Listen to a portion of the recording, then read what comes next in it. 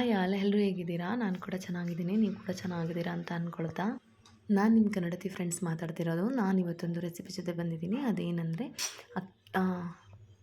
ಕುಷ್ಕ ಬಿರಿಯಾನಿ.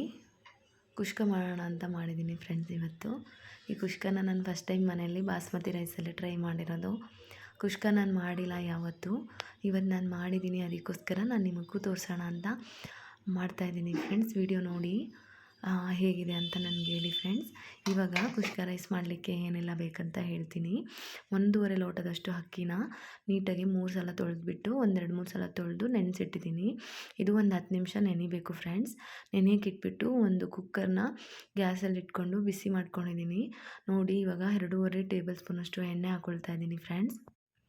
ಎಣ್ಣೆ ಚೆನ್ನಾಗಿ ಕಾದ್ಮೇಲೆ ಸ್ವಲ್ಪ ನೋಡಿ ಎಣ್ಣೆ ಕಾಯಬೇಕು. ಕಾಯ್ದಾದ್ಮೇಲೆ ಅದಕ್ಕೆ ಸ್ವಲ್ಪ ತುಪ್ಪನೂ ಮಿಕ್ಸ್ ಮಾಡ್ತಾಯಿದ್ದೀನಿ ಫ್ರೆಂಡ್ಸ್.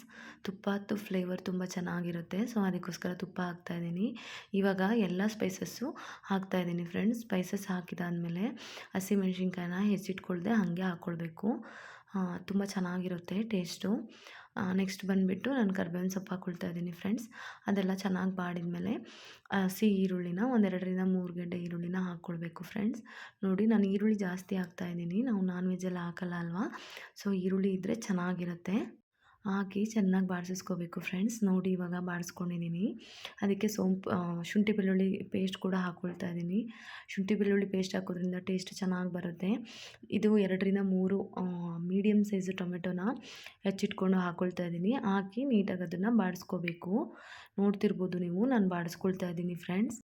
ಚೆನ್ನಾಗಿ ಬಾಡಿಸ್ಕೋಬೇಕು ಫ್ರೆಂಡ್ಸ್. ಸಿಮ್ಮಲ್ಲಿ ಇಟ್ಕೋಬೇಕು, ಹೈ ಫ್ಲೇಮಲ್ಲಿ ಇಟ್ಕೊಳ್ಬಾರ್ದು, ಯಾಕಂದರೆ ತಳ ಹಿಡಿಯುತ್ತೆ. ನೋಡ್ತಿರ್ಬೋದು ಚೆನ್ನಾಗಿ ಬಾಡಿಸ್ಕೊಂಡಿದ್ದೀನಿ. ಇವಾಗ ಅದಕ್ಕೆ ಸ್ವಲ್ಪ ಸಾಂಬಾರು ಪೌಡ್ರ್ ಹಾಕ್ತಾಯಿದ್ದೀನಿ ಫ್ರೆಂಡ್ಸ್. ಸ್ವಲ್ಪ ಒಂದು ಟೇಬಲ್ ಸ್ಪೂನಷ್ಟು ನಾನು ಖಾರದ ಪುಡಿ ಹಾಕ್ಕೊಳ್ತಾ ಇದ್ದೀನಿ. ಒಂದು ಪಿಂಚಷ್ಟು ಅರಿಶಿನ ಪುಡಿ ಹಾಕ್ಕೊಳ್ತಾ ಇದ್ದೀನಿ ಫ್ರೆಂಡ್ಸ್.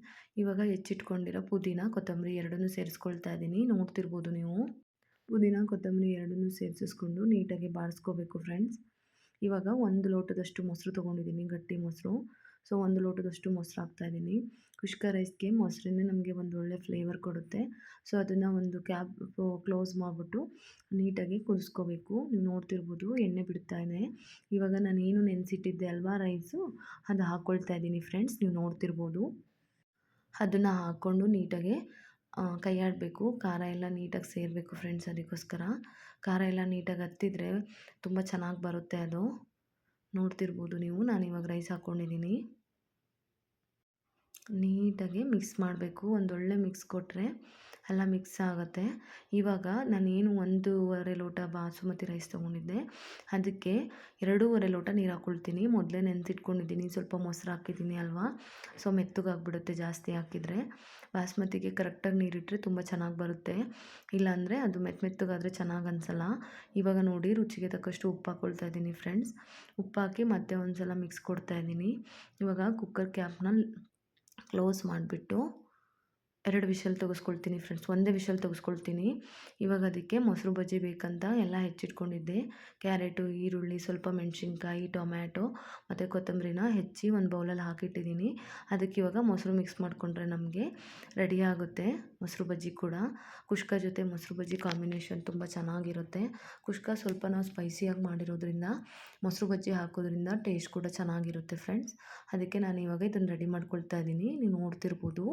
ಇವಾಗ ಒಂದು ಮಿಕ್ಸ್ ಕೊಡಬೇಕು. ಅದಕ್ಕೆ ಸ್ವಲ್ಪ ಸಾಲ್ಟ್ ಕೂಡ ಹಾಕಬೇಕು ಫ್ರೆಂಡ್ಸ್. ಮಿಕ್ಸ್ ಕೊಡಬೇಕು. ಮಿಕ್ಸ್ ಕೊಡೋಷ್ಟು ಇದೆಲ್ಲ ರೆಡಿ ಮಾಡೋ ಅಷ್ಟೊತ್ತಿಗೆ ನಂದು ರೈಸ್ ಕೂಡ ವಿಷಲ್ ಆಗಿತ್ತು. ವಿಷಲ್ ಹೋದ್ಮೇಲೆ ತೆಗೆದಿದ್ದೀನಿ. ನೀವು ನೋಡ್ತಿರ್ಬೋದು ಎಷ್ಟು ಚೆನ್ನಾಗಿ ಬಂದಿದೆ ಅಂತ.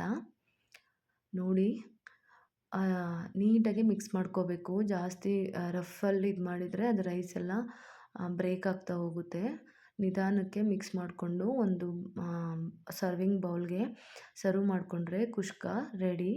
ನೋಡಿ ನಾನು ಇವಾಗ ಸರ್ವ್ ಮಾಡ್ತಿದ್ದೀನಿ. ನಿಮ್ಗೆ ನೋಡ್ತಿರ್ಬೋದು ಹೊಗೆ ಹೋಗ್ತಿದೆ. ಈ ಚಳಿಯಲ್ಲಿ ಈ ಥರ ಹೊಗೆ ಹೋಗ್ತಿರೋ ರೈಸ್ ತಿನ್ನೋದೇ ಒಂದು ಸ್ವರ್ಗ ಅಲ್ಲ ಫ್ರೆಂಡ್ಸ್. ಈ ವಿಡಿಯೋ ನಿಮಗೆ ಇಷ್ಟ ಆಗಿದ್ದರೆ ಲೈಕ್ ಮಾಡಿ, ಶೇರ್ ಮಾಡಿ, ಸಪೋರ್ಟ್ ಮಾಡಿ. ನೆಕ್ಸ್ಟ್ ವಿಡಿಯೋದಲ್ಲಿ ಸಿಗ್ತೀನಿ ಫ್ರೆಂಡ್ಸ್. ನೀವೊಂದು ಸಲ ಟ್ರೈ ಮಾಡಿ ನನಗೆ ಹೇಗಿದೆ ಅಂತ ಕಮೆಂಟ್ ಮಾಡಿ.